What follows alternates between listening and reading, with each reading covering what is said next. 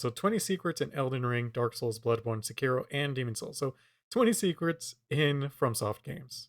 I don't know why they made this so long. So So let's talk about some secrets. We're going to start with a few from Elden Ring, but then we're going to dive back into secrets from Software's other games, which I'm very okay. excited about. It's been too long. Number 1. Did you know that the heirloom set of talismans appear to be based on a real-life historical artifact? So this is the Hockley pendant. It's a diamond-shaped piece of jewelry that depicts a female saint supporting a cross. Specifically, it's a reliquary pendant, which means it has a sliding panel on the back that's designed to hold a small relic. This piece of treasure dates back to the 16th century and was discovered by a young boy in the UK in 2010, Oh shit, that's making cool. headlines on all kinds of places, including Reddit, where the first comment I saw was, "This is the mother flippin' Star Scourge heirloom from Elden Ring." Of course, it's the exact same color and shape as all That's 4 funny. heirloom talismans, and it goes to show the depth of research that the design team does for their rings and their talismans. But Yeah. of course, Elden Ring pulls inspiration from previous From Software titles more than anything else, so to some of you, this next secret might bring up some painful memories. Do you remember that purple binding spell that the larger finger creepers can cast? Well, its binding animation is actually exactly the same as the one found way back in the original Demon Souls. This attack made the Mind Flayers absolutely terrifying from a gameplay point of view, as they always followed up this attack with a crazy powerful grab attack, just like the Finger Creepers would go on to do 13 years later in Elden Ring. Luckily, this projectile It didn't is look the a lot same. easier to dodge now. And if you want to learn more about it, go and check out Amir's video on the topic. There's even an unused damage state in that video he talks about, which forces your character to walk in a sickly manner, just like they do when enfeebled in Sekiro. As always, all creators are linked in the description, and I highly recommend that you subscribe to all of them, just so you can enrich the quality of Souls content you consume on YouTube. But speaking of reused assets, here is one that just refuses to die. So originally, a location called God's Grave was planned to appear in Dark Souls 3, but then this map and its assets and even its soundtrack, which I'll play for you here, they all were abandoned.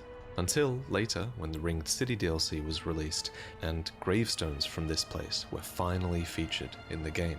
But then, data miner Lance McDonald pointed out that an asset in Elden Ring still references Godgrave to this day. Here at the end of Castle Morn, a huge tombstone with a hole I in the always middle wondered about this. continues to be used as an asset. It's not really clear who these graves belong to in Elden Yeah. Ring, but now part of me is wondering if it's not the grave of a god. Regardless, someone at From Software really likes this design and just won't let it go. Next, remember that cinematic scene way back that was released with Elden Ring's story trailer, where a Cleanrot Knight thrusts a spear into Radahn? It's just one of many spears that now remain in his body, and one of many Cleanrot Knights that litter this ancient battlefield. But did you know that a living Cleanrot Knight still remains here in this arena? Well, at least it does in version 1.0 of Elden Ring. And if you disconnect your That's internet crazy. and disk-install Elden Ring, you should be able to find this Cleanrot Knight here as well, still alive in the arena. For number 5, do you remember fighting this Knight Commander here? I never saw that. I don't know if I played the 1.0. I'm pretty sure because I pre-ordered the game. But At Castle Height. So, as you may know, this knight features in Kenneth Height's questline, and he is described as a Knight Commander of Stormvale who is simply obsessed with blood.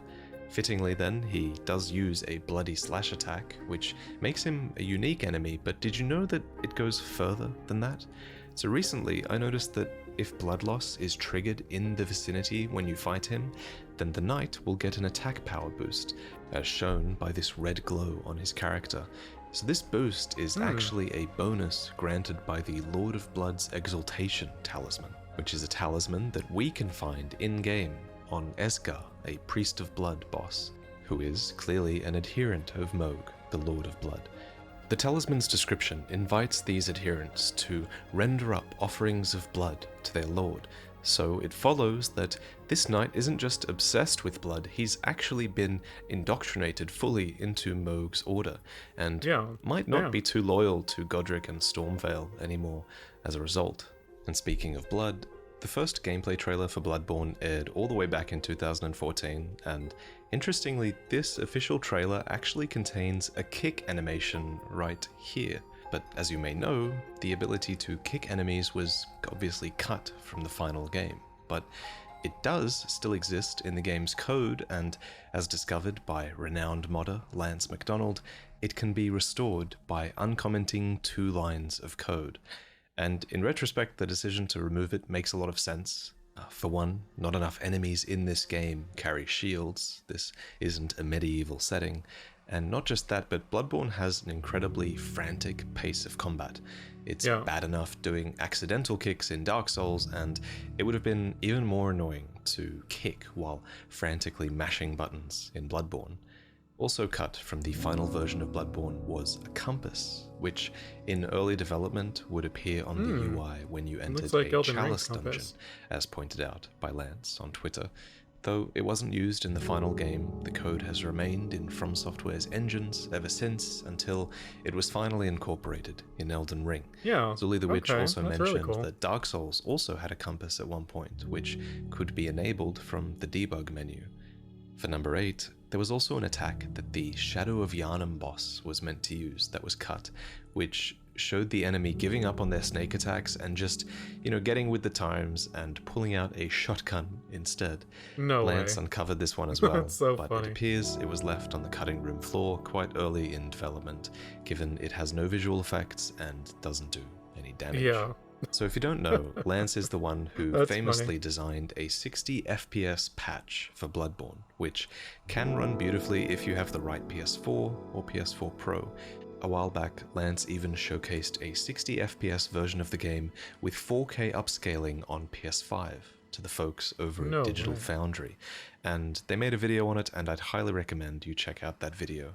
Halfway through, they discuss the prospect and That was a video the we saw earlier. difficulties surrounding Okay. an official 60 FPS patch for Bloodborne, and it's an interesting discussion. Basically, they concluded that patching Bloodborne to unlock 60 FPS is a bit of a development nightmare, since remounting the entire game and updating it with new code is not just tricky, but also likely it requires a new contractual agreement between Sony and From Software.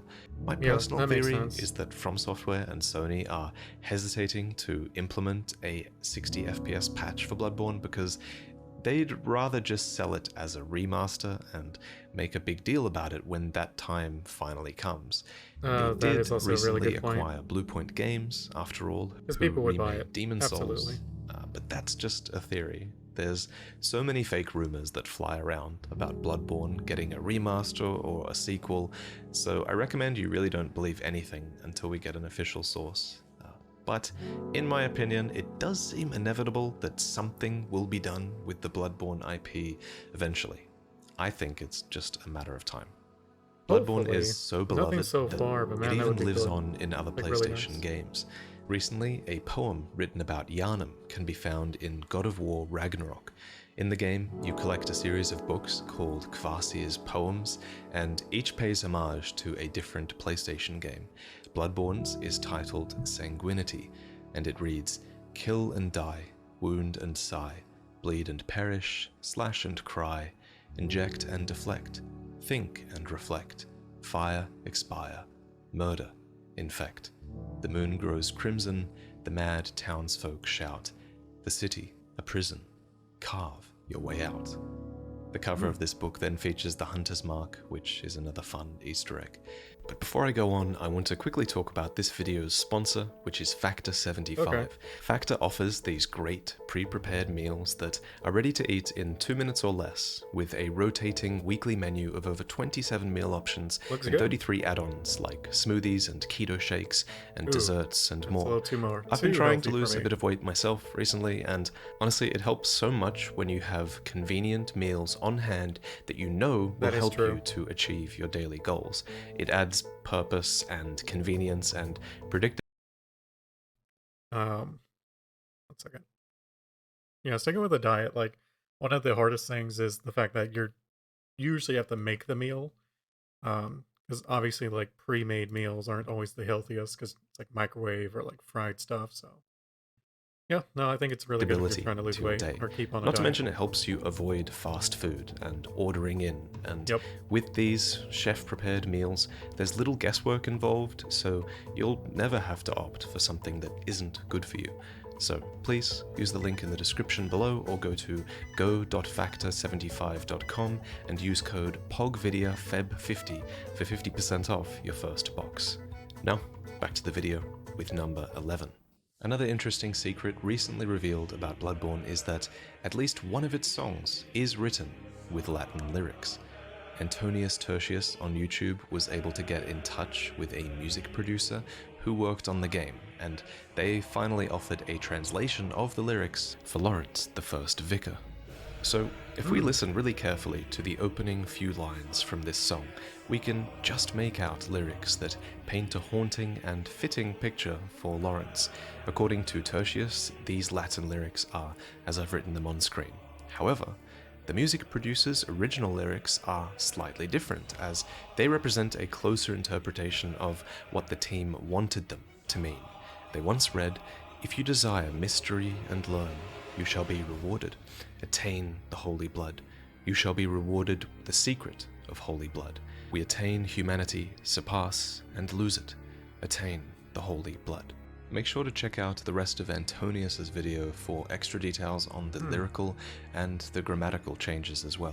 I mean, that's true, right? Like, the blood, like, the whole point of, like, Bloodborne is that they were messing with, like, God's blood. Here. Shifting gears here a bit, did you know that you can only kill flying birds in one From Software game?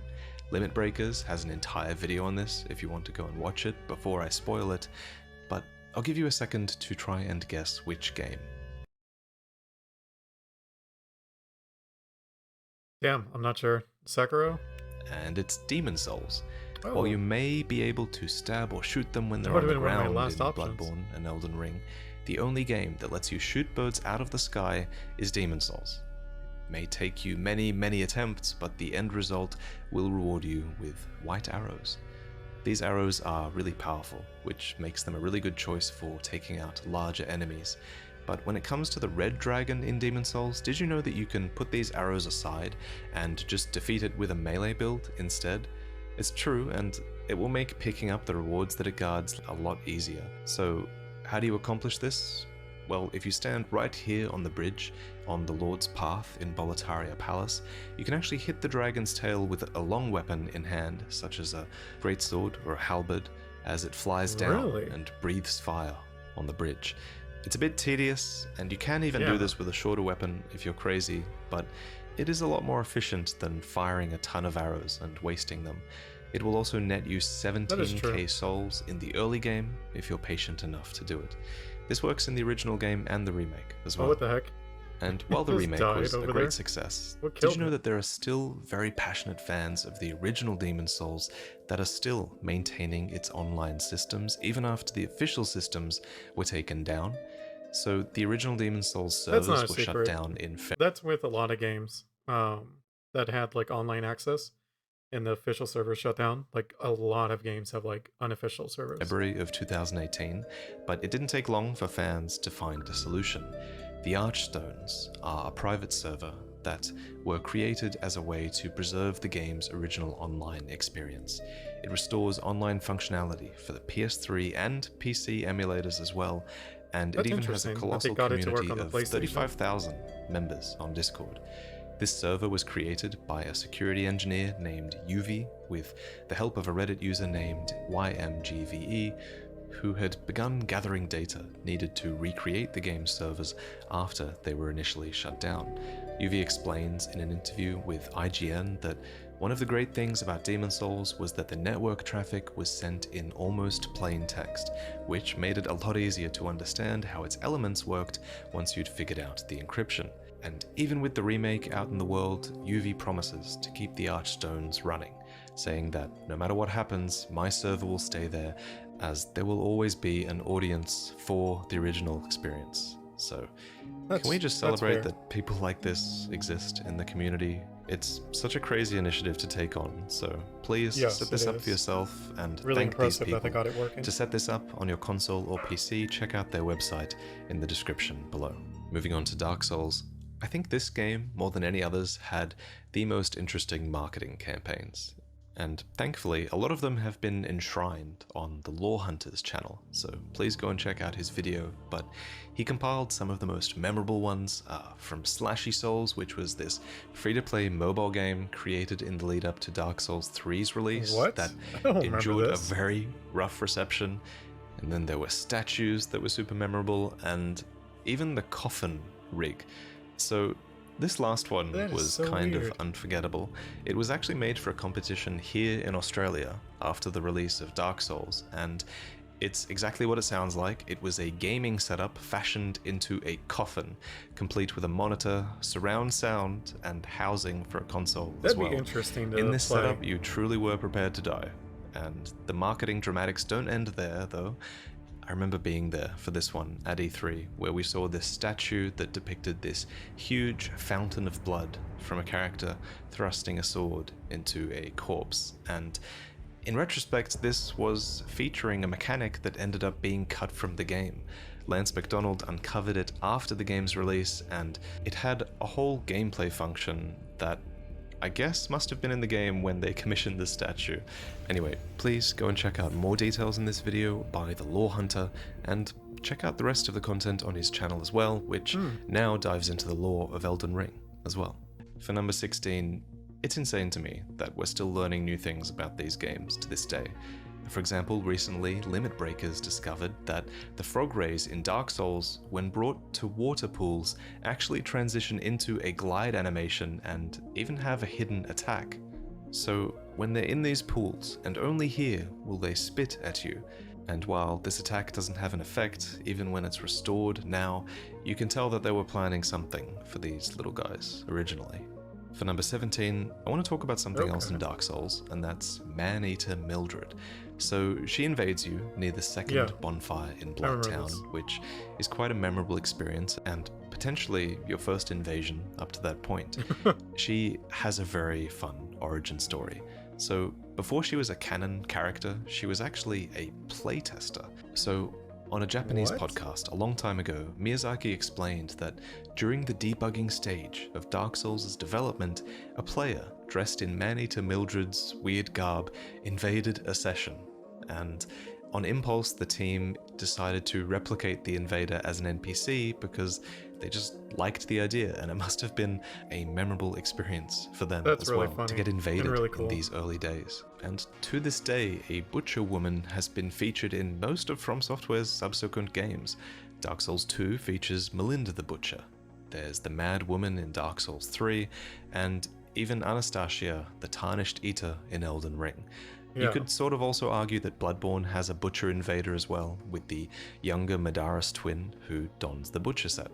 So they really left quite an impact on this series, and it's crazy that it was all spawned from one playtester. It's always fun to learn what inspired Miyazaki and the team. Cool, man. I wish we got more interviews where they just talk about the creation process behind these games. One of these inspiration sources for Miyazaki, at least, has been known for quite some time, and that's Magic the Gathering. And many people have noticed that there have been similarities between certain cards and characters that are now within From Software's worlds. So, I mean, there's so many Magic cards that it's like Simpsons, right? Like, you're gonna get something to kind of have like the flavor, because there's just so many that it doesn't really matter what you do. Here's another one that I haven't really seen talked about too much.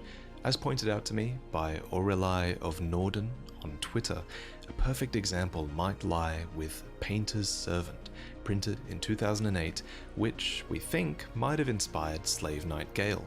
The flavor text of the card reads that it gathers hues from the twilight mist so that its master can paint a better world, which has similarities to Gale's soul description, which reads, "The red-hooded, wandering slave knight Gale sought the blood of the dark soul as pigment for the painted world." So much like the painter's servant gathers hues for its master, Gale seeks to gather the pigment from the Dark Soul to give to the painter Yeah. so that she can paint a better world, something that will make a good home and will be a cold, dark, and very gentle place. So, that one looks pretty familiar to me, but I want to know, have you ever come across a MTG card that looked familiar to a theme or a character or an enemy I'm in one sure, of From like, if you're Software's really into games? Magic, I'm a big fan of other card games. makes I've sense. never really played Magic the Gathering, but I am getting more into collecting and learning about it lately, so I'd love to learn more about any other connections you guys know about. To finish off, here's 2 short Sekiro secrets. So, as you might know from my previous secrets video, I was going through all of the Design Works art books recently, and I came across this picture of Owl, where he stands next to his owl, and you can just see the similarities between them. This reminded me of a Zuli the Witch video, where she takes a closer look at the owl in-game as well, and it's just stunning how similar the two are. As it turns out, the owl only has one eye open, similar to Father Owl, except it's on the opposite side. Probably a design detail that you wouldn't catch unless you freeze frame the game and look closely, but it's always crazy to see how much detail the developers go into. But it's not just the developers that can be incredibly creative. It's also crazy how creative some players can be while fighting in this game. And I want to talk about one of Ongbal's videos. I wanted to shout out Ongbal for ages. He makes these crazy fight montages where he fights in like the most efficient way possible, never missing a opportunity to attack or parry perfectly. His videos are fun to watch. So they discovered an interesting way to take out the Sakura Bull in Fountainhead Palace. All it requires is a bit of stealth for this shocking result. So with the help of the Okami leader that throws lightning near the palace entrance, you can actually lure the bull into a trap where then you can attack it with that lightning. Ongbal accomplished this by staying underneath the bull and following it until it was near the shrine's entrance, and then at the very corner he throws fireworks to get it stuck. And then from there, he performs a lightning reversal when the Okami leader throws a bolt their way, and you can deflect this at the bull. And it's a surprisingly effective way to take out this enemy, I guess. But the crazy thing to me was that the bull even had an animation for being electrocuted, considering this is not something that you can normally do. So I found that crazy. I found so many of these secrets entertaining, so as always, thank you for watching. Yeah. I mean, it's a shame that like, the 2 Sekiro secrets aren't like that interesting, I'll be honest. Yeah. I mean, I think it's a good video. I was hoping they'd go into like different kind of secrets. Like the Mind Flayer one, didn't really look the same to me, even though he said it was. The mechanic is the same, but like the look of it was different. I do think that was cool. Like some kid found this and they're like, dude, that's like from Elden Ring. That was really cool. Like I didn't really realize this knight was like a servant of Mog or Moog, whatever. So, all right, good video. Yeah, definitely gonna like that.